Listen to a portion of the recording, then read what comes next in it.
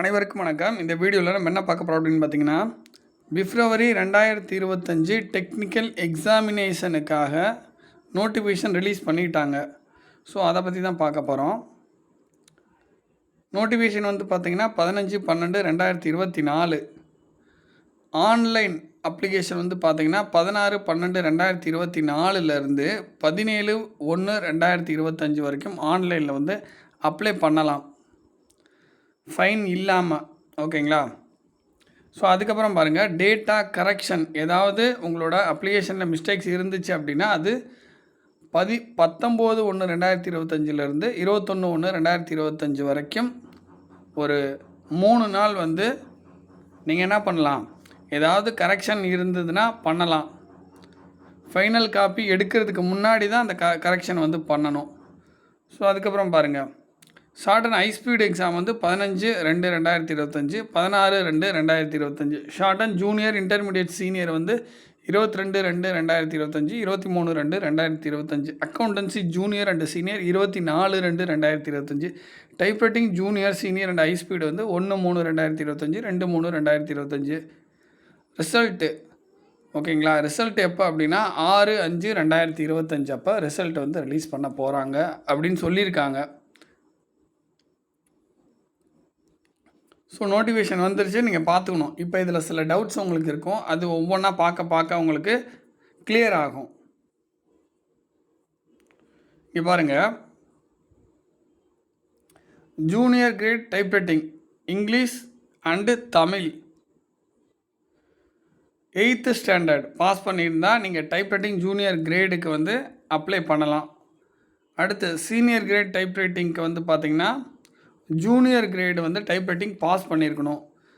So இதுதான் முக்கியமானது. ஓகேங்களா? சீனியர் கிரேட் டைப்ரைட்டிங் சீனியர் பண்ணணும்னா கண்டிப்பாக ஜூனியர் முடிச்சிருக்கணும். ஸோ அதான் சொல்லிட்டாங்க.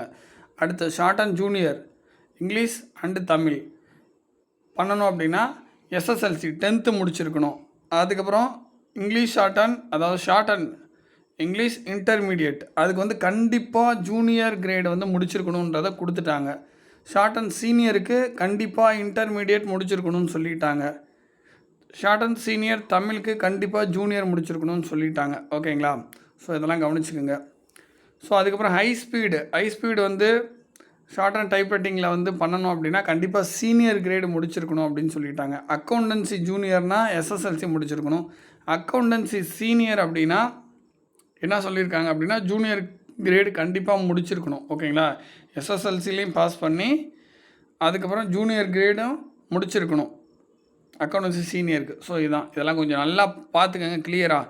அதுக்கப்புறம் முக்கியமானது, ப்ரைவேட் மூலியமாகவோ அல்லது அதாவது என்ன சொல்கிறது, இன்ஸ்டியூட் மூலியமாகவோ ப்ரைவேட் மூலியமாகவோ அப்ளை பண்ணலாம். எதாக இருந்தாலும் நீங்கள் என்ன பண்ணலாம், அப்ரூவ்டு இன்ஸ்டியூட் மூலியமாகவோ அல்லது ப்ரைவேட் கேண்டிடேட்டாகவும் நீங்கள் அப்ளை பண்ணலாம். அதாவது ப்ரைவேட்டாகவும் அப்ளை பண்ணலாம், இன்ஸ்டியூட் மூலியமாகவும் அப்ளை பண்ணலாம். எல்லா கேட்டகரி எக்ஸாமுக்கு ஷார்ட் அண்ட் டைப்ரைட்டிங் அக்கௌண்டன்சி எல்லாத்துக்குமே இதே தான். ஓகேங்களா? ஸோ அதுக்கப்புறம் பாருங்கள், இதெல்லாம் வந்து ரொம்ப முக்கியமானது. அதாவது ஒரே சப்ஜெக்டில் 2 கிரேடு வந்து அப்ளை பண்ண முடியாது. ஃபார் எக்ஸாம்பிள் இங்கிலீஷ் ஜூனியரும் இங்கிலீஷ் இன்டர்மீடியட்டும் அப்ளை பண்ண முடியாது. ஓகேங்களா? ஸோ அதெல்லாம் கொஞ்சம் பார்த்துக்குங்க.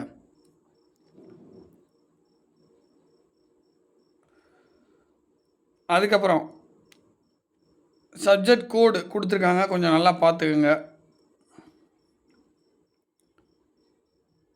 ஸோ சென்டர்ஸ் லிஸ்ட்டு ஓகேங்களா, அதெல்லாம் கொடுத்துருக்காங்க. So common centre, limited standard, accountancy centre, super limited centres. ஓகேங்களா? காமன் சென்டர்னா டைப்ரைட்டிங் எக்ஸாமு, லிமிட்டட் சென்டர்னா என்ன ஷார்ட் அண்ட் எக்ஸாமு, அக்கௌண்டன்சி சென்டர்னா அக்கௌண்டன்சி மட்டும் இருக்கக்கூடிய எக்ஸாமு, சூப்பர் லிமிட்டட் சென்டர்னா high speed exam short and. அதுக்கப்புறம் பாருங்கள், எக்ஸாம் ஃபீ வந்து இங்கே கொடுத்துருக்காங்க. ஜூனியர் 100 ரூபா, இன்டர்மீடியட் 120 ரூபா, சீனியர் 130 ரூபா, ஹை ஸ்பீடு 200 ரூபா. இது எல்லா கேட்டருக்கும் இதுதான். அதாவது டைப்ரைட்டிங்காக இருக்கட்டும் அல்லது வந்து ஷார்ட் அண்டாக இருக்கட்டும் அக்கௌண்டன்சியாக இருக்கட்டும் எல்லாத்துக்கும் இதே தான்.